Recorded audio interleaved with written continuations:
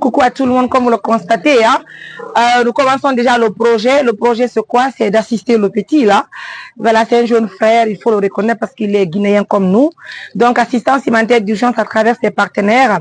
Nous avons décidé vraiment de l'assister pour qu'il puisse voyager pour l'Égypte.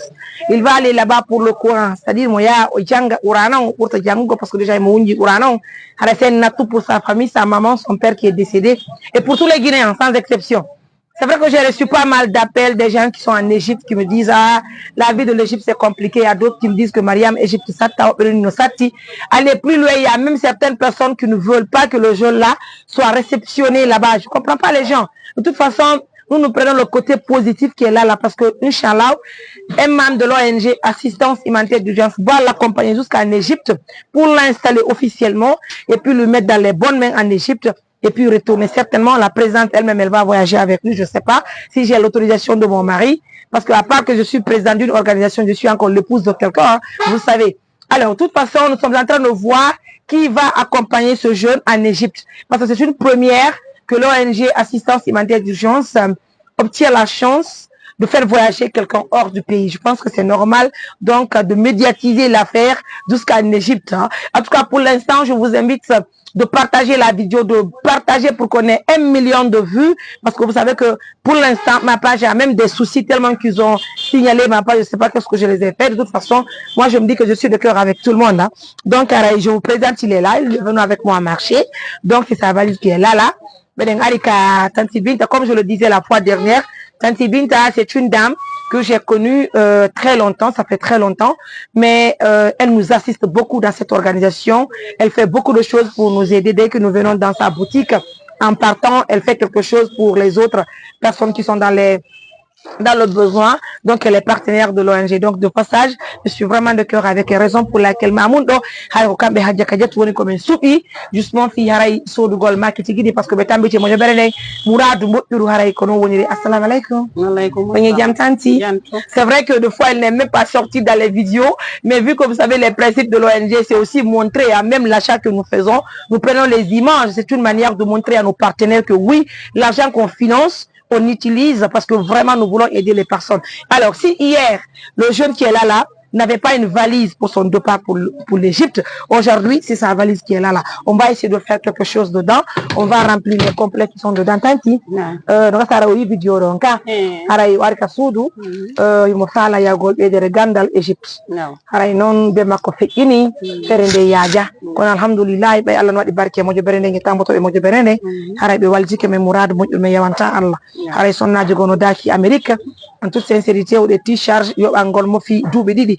Haray hay woɓɓe gono Égypte ton fala e men tambitade fi haray so yeyi ɓe kippaymo woɓɓe kadi no tawti ton inni ɓen ɗon est ce que si ɓen tambike ɓe ni soyta par ce que ɓe wi est ce que debbo hunnoya e haadi minin taɓe haalu ɗin ɗon piiji ko wonnum menen meɗen andi partenaire ɓe amen ɓen ko ɓe Allah waɗi barke mum sina mayde ari ma nawnare ari ko woyi so ɓe fodi ɓe waɗay say kadi ɓe ari kadi foye mum kadi ronkude wadde haray ɗen tagini hatta ko pellet ko Allah woni mum yaali e ngala monanade hay e goto pour l'instant haray ko anndingol julɓe Allah ɓe fof on va marquer la pause voilà musidɓe no hirɗon noon haray no mi holɗiri on ni haray déjà la dame qui est aux États-Unis d'Amérique qui a préféré garder son nom ɗon andi mi informe no inde maɓɓe nden haray ka mi informe no nden ñande kamɓe tantinuɗuɓe ɓen Amérique haray ɓe addi ɗo quand bien sûr si en ɓe addi mbuɗɗi ko frangine ɓe addiri mbuɗɗi hara mi waɗi monnaie on o yi musidɓe $100 200 300 400 500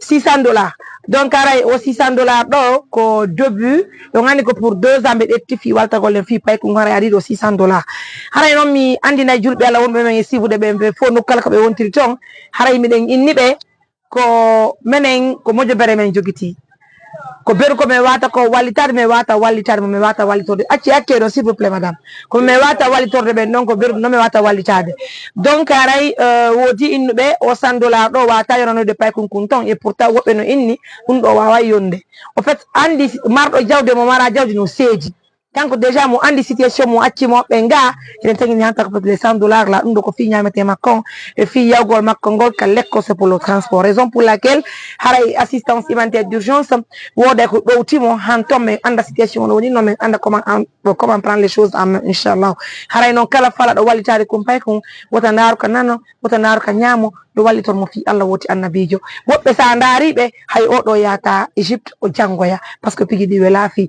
mais enen waɗa berutaga men haray les $600 sont arrivés o yii haray o kanji woni ɗo haray surtout kadi mojo bere e haali pular on ka meɗen Égypte ton haray mene meɗen tori on ballal meɗen tori on ballal par ce que onon on taaki ton meɗen tori on ballal hay si tawi woni on ala mbuuɗi ko okkon kumpay kum hiwgol mo tun dankitomo dankitagol ko honɗum andinama ko jina yeñu ka men o iwri o yaali ton minen ɗum ɗo no yonani min mouradu moƴƴuru min humpitoromo saabu moɗon hara ɗum ɗo no yonani min mouradu moƴƴuru hara meɗen tori on balla raison pour laquelle assistance yaay tawa on ƴetta kunɗo o pay kum ɓurta halfinde on pay kum kum par ce que ko min suɗɗe ɓeɗo guine yen jo iwraka meɗen lagine omo marqué la pause aray ko non woni ri tanti ara men hendike mbuɗɗi ko teddugal mo c'est les $600 qui sont là hara meɗen welti meɗen jarniyo meɗen yinni on assalamu aleykum meɗen salminiri on hoore teddugal c'est vrai que kadi aray min humpodiri kadi e woɓɓe gono ton ɓen ɗon kadi inni wondema haray ɓe wawi kamɓe kadi yaade héberge pay kunkun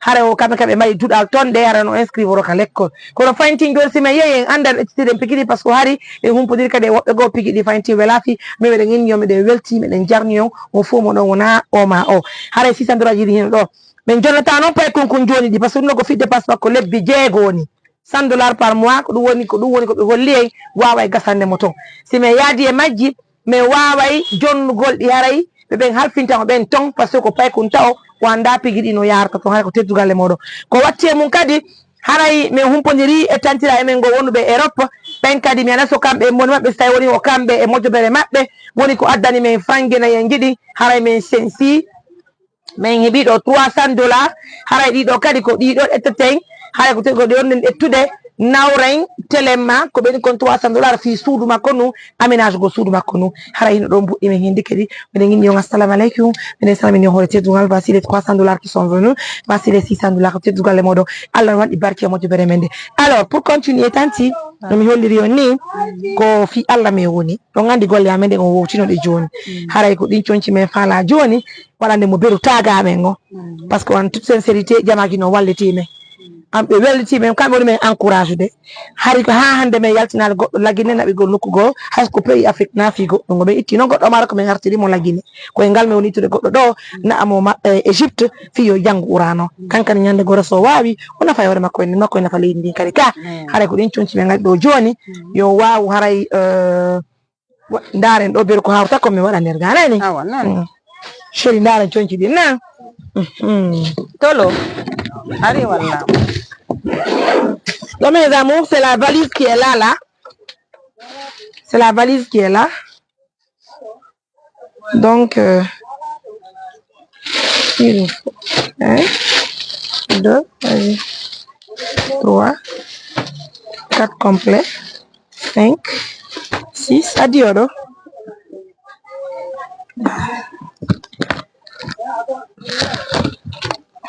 Wow, c'est très joli, hein. J'ai beaucoup aimé. Okay. On est combien? 7. 1, 2, 3, 4, 5. Ils auraient 7 complets, d'accord. Donc, nous avons trouvé 7 complets pour lui. C'est ce qui est là. Là, what tu parles d'arrêt? Howdy. Okay, what you there, okay?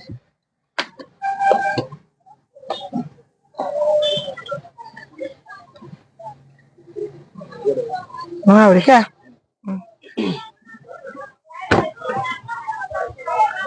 Allez mes amours, merci de la fidélité, de l'attention, de la confiance. En tout cas, il a besoin de plusieurs choses parce que vous le savez déjà. Haray kono woni musibe, haray meden weltaniyon, meden jarniyon, meden kala partenaire yo foduɗo moƴƴere ka moƴƴo bere haray ɓe waɗi jikke makko ɓeɗen hooli par ce que ha hande jam fa natale emenen e partenaire ɓe amen ɓe donc so ɓenni ɓe waɗay sina nawnare waɗi ma haray ko landu balɗe mi tumaɓe ɗon kay waɗugo ko ɓe foti ko hay so tawi kadi ari wadde ɗum ɗon min humpita e jama gueɗi min hollan ko fewni ko haray donc heeɓiɗo set complet nani haray ko ɗum ɗo mo jobere nden e partenaire ɓen heeɓi fi maɗa nani haray an ka kadi si tawi kadi en heɓiti ɓuuri ɗum ɗon en wawa fantin kadi ɗaɓɓugol nam haray ɓe holli kadi en ɗaɓɓane kadi haray paɗe towuɗe kañuma kadi hara e jaquette ji ɗin par ce que jangol ngol e laafaji ni kono so yeehi toon kadi mo gasa kadi weeɓay nani ko jippi mbarki hoori ɗum ɗo d' accord allez prends ta valise s'il te plaît allez mes amours certainement mo mari haray hoala ko holla je veux en tout cas comme marɗa ko holla haray ko min nata ɗo mi ko ɓe soodi ko wakkille gebbi yalla yoɓe kamɓe kadi e ɓuuri moƴƴude min kadi sinni mi wakkilo to mi jangam mi watta sama kala selle je ɓay foɗi ɓe. Allez mes amours, assistance humanitaire d'urgence vous dit déjà merci de la confiance. En tout cas, c'est une manière de vous montrer encore. Attendez, Marliatou, le téléphone, Inch'Allah, téléphone, Inch'Allah, on va le remettre. Égypte,